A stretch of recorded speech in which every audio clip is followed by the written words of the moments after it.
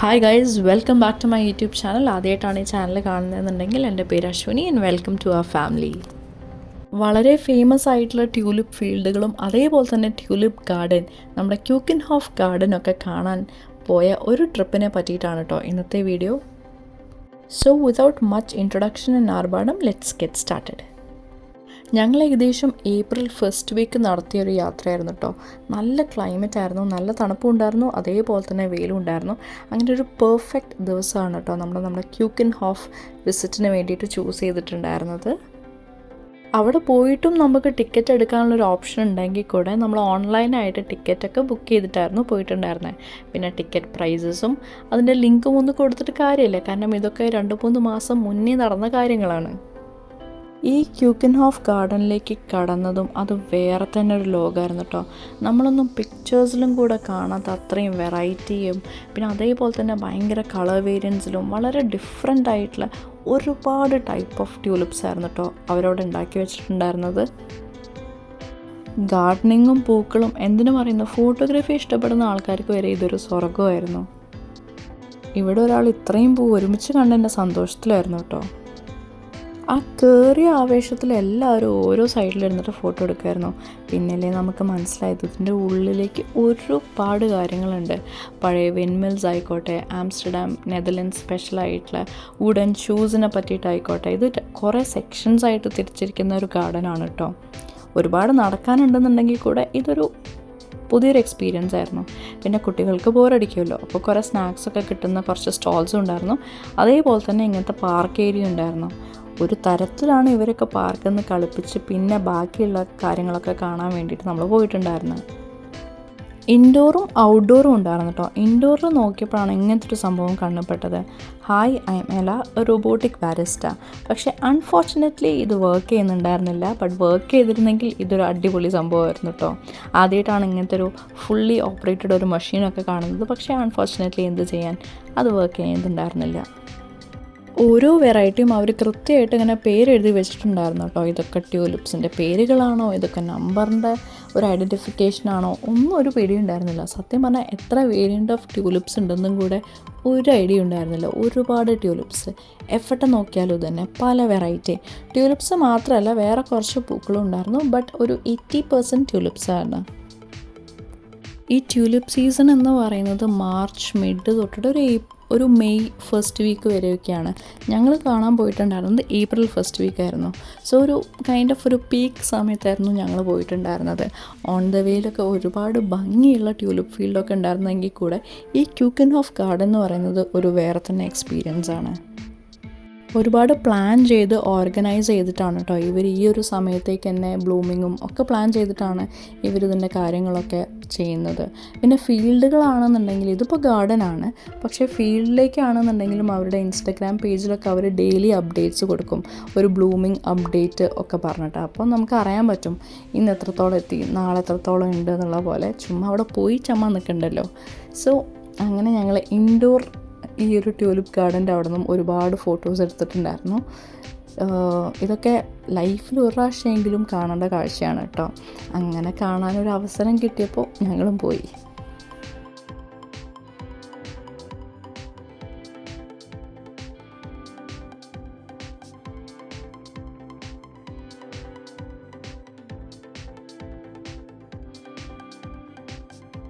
ഈ ക്യൂക്കിൻഹോഫ് ഗാർഡൻ എന്ന് പറയുന്നത് ഏക്കറുകളോളം ഉള്ളൊരു പ്രോപ്പർട്ടിയാണ് കേട്ടോ.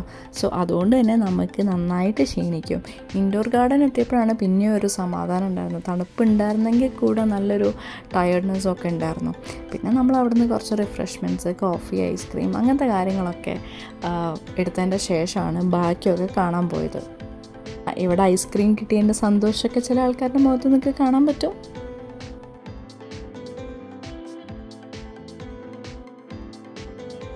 എന്താ ഈ ഒരു വേരിയൻറ്റ് എവിടേക്കോ കണ്ട് പരിചയമുള്ള ഒരു സംഭവമാണ് കേട്ടോ. എവിടെയാണെന്നുള്ളത് എനിക്ക് കൃത്യമായിട്ട് അറിയില്ലെങ്കിൽ കൂടെ പണ്ട് നാട്ടിലൊക്കെ ഇങ്ങനത്തെ ഒരു ടൈപ്പ് ഓഫ് ഫ്ലവർ കണ്ടിട്ടുണ്ട്. ഈ മഴയൊക്കെ പെയ്യുമ്പോൾ പെട്ടെന്ന് ഇങ്ങനെ പറമ്പിലെ സൈഡിലൊക്കെ ഇങ്ങനെ പൊട്ടി മുളച്ചിട്ടുണ്ടാവുന്ന പോലെ.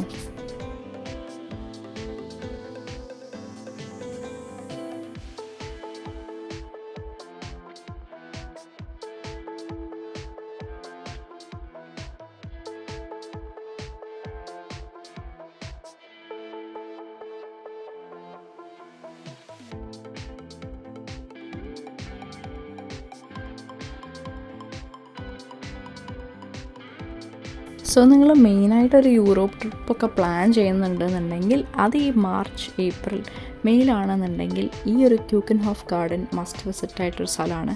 പിന്നെ ഒരുപാട് ട്യൂലിപ്പ് റിലേറ്റഡ് ആയിട്ടുള്ള സ്റ്റോൾസ് ഉണ്ടായിരുന്നു കേട്ടോ. ഒരുപാട് ബാഗ്, ആക്സസറീസ് എല്ലാത്തിനും നല്ല കത്തിയാണെന്നുണ്ടെങ്കിൽ കൂടെ ഇതൊക്കെ നമുക്ക് ഭയങ്കര കൗതുകമായിരുന്നു. ഈ മാലേൻ്റെ ലോക്കറ്റ് വരെ ട്യൂലിപ്സിൻ്റെ ഷേപ്പിലാണ്. സോ നിങ്ങൾക്ക് വേണമെന്നുണ്ടെങ്കിൽ ഇതൊക്കെ ഒരു സോവിനിയർ ആയിട്ട് എടുക്കാൻ പറ്റും. അതായത് നമുക്ക് കാശ് കൊടുത്ത് വാങ്ങിക്കാൻ പറ്റും.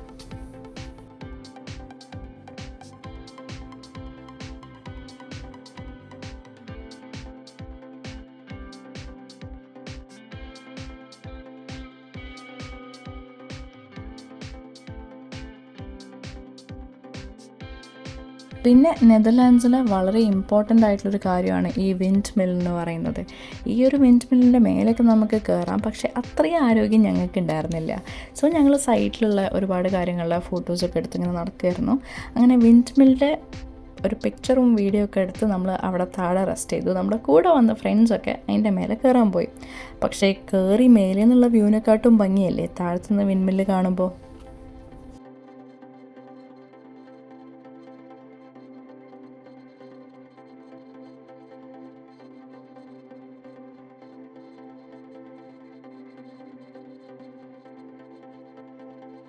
അങ്ങനെ ട്യൂലിപ്സ് കണ്ട് ക്ഷീണിച്ച ഞങ്ങൾ പിന്നെ കണ്ടത് ചെറി ബ്ലോസം ആയിരുന്നു.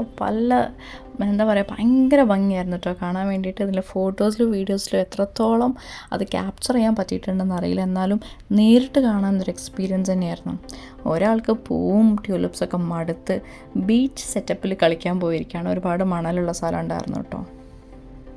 അങ്ങനെ ട്യൂലിപ്പ് ഗാർഡനോടൊക്കെ ടാറ്റ ബൈ ബൈ പറഞ്ഞു. പിന്നെ ഭയങ്കര സ്പെഷ്യലായിട്ടുള്ളൊരു സ്ഥലത്തേക്കായിട്ടാണ് ഞങ്ങൾ പോയിട്ടുണ്ടായിരുന്നത്. ഈ ഒരു ഹാർബറും പോർട്ടൊക്കെ കാണുമ്പോൾ തന്നെ ചെറിയൊരു ഐഡിയ നിങ്ങൾക്ക് കിട്ടിയിട്ടുണ്ടാവും. ലക്സംബർഗ് എന്ന് പറയുന്നത് ലാൻഡ് ലോക്ക് ആയിട്ടുള്ളൊരു കൺട്രിയാണ്. അതുകൊണ്ട് തന്നെ ബീച്ച് കണ്ടിട്ടേ ഇല്ല. എന്നാൽ പിന്നെ ഫുഡൊക്കെ കഴിച്ചിട്ട് അങ്ങോട്ട് പോകാമെന്ന് വിചാരിച്ചു. ഈ കൗണ്ടറിലുണ്ടായിരുന്ന സ്റ്റാഫിനുണ്ടല്ലോ നമ്മുടെ ഇന്ത്യനെ പറ്റിയിട്ടും കേരളത്തിനെ പറ്റിയിട്ടും ഒക്കെ അറിയായിരുന്നു. ആൾക്ക് ഭയങ്കര ഇഷ്ടമാണെന്നൊക്കെ പറഞ്ഞിട്ടുണ്ടായിരുന്നു. അപ്പം ഞങ്ങൾ അവിടുന്ന് ഫുഡൊക്കെ കഴിച്ച് നേരെ ബീച്ചിലേക്ക് വെച്ച് പിടിച്ചു. ഇത് നമ്മുടെ സാധാ ലുലു ഹൈപ്പറിലൊക്കെ ഉള്ള പോലെ കുറേ ഓപ്ഷൻസ് ഉണ്ടായിരുന്നു. ഭയങ്കര അഫോർഡബിളായിരുന്നു. അങ്ങനെ ലാസ്റ്റ് നമ്മൾ ബീച്ചിലെത്തി. ഈ ബീച്ചിൻ്റെ പേര് ഇപ്പം ഞാൻ ഓർക്കുന്നില്ല, എച്ച് വെച്ചിട്ട് എന്തോ ആണ്, അത് ഞാൻ കൊടുക്കാം. സത്യം പറഞ്ഞാൽ മെയിൻ ഹൈലൈറ്റ് ട്യൂലിപ്പ് ഗാർഡനെക്കാട്ടും എനിക്ക് ഇഷ്ടപ്പെട്ടത് ഈ ബീച്ചാണ് കേട്ടോ. വെള്ളത്തിനൊക്കെ ഭയങ്കര തണുപ്പുണ്ടായിരുന്നെങ്കിൽ കൂടെ ഞാൻ എപ്പോഴും ഒരു ബീച്ച് പേഴ്സൺ ആണ്. അതുകൊണ്ട് തന്നെ ഇതെനിക്ക് ഭയങ്കര ഇഷ്ടപ്പെട്ടു. അപ്പോൾ അടുത്ത വീഡിയോയിൽ കാണാം. ബൈ.